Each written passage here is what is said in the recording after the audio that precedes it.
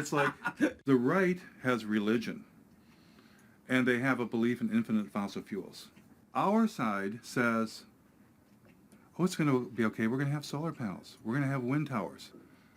As soon as I heard you talk about our denial of death, I'm like, could that be it?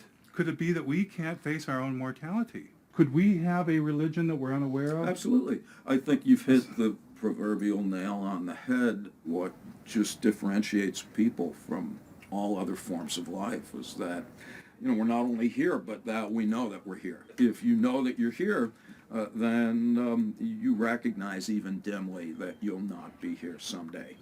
And on top of that, we don't like that we're animals. So we don't like that we're going to die someday. And we don't like that you could walk outside and get hit by a fucking meteor. What human beings did back in yesteryear is to envelop ourselves in culturally constructed belief systems. Call them cultures, call them worldviews, schemes of things, whatever you call them. Every human community has them. Every culture has an account of the origin of the universe. Every culture has a prescription for how you're supposed to behave while you're here. And every culture offers its denizens hope of immortality, either literally or symbolically. Then the question is, well, what happens when you bump into people who don't share those beliefs?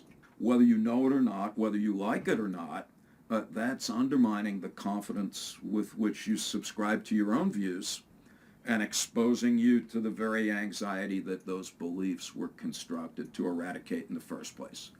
If we're to make progress, whatever that word means, or even to persist as a form of life, we're going to need to radically overhaul our basic conception of who and what we are and what it is that we value.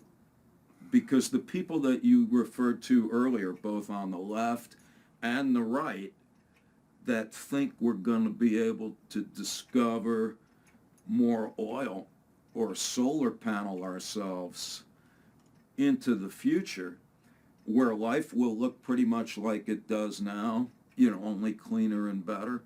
Either with more oil or greener Correct. or both. I think that's just frankly delusional. What I'm hearing is that if I haven't come to grips with my own anxiety about death and life and presented with a reminder of that, I'm highly likely to make some tragic decisions for the community. Yes. The only solution in principle is, as Albert Camus put it, he said, there's only one liberty: to come to terms with death. Thereafter, anything is possible. I find that downright inspiring. As for our environmental leaders who dwelled in comfortable illusions,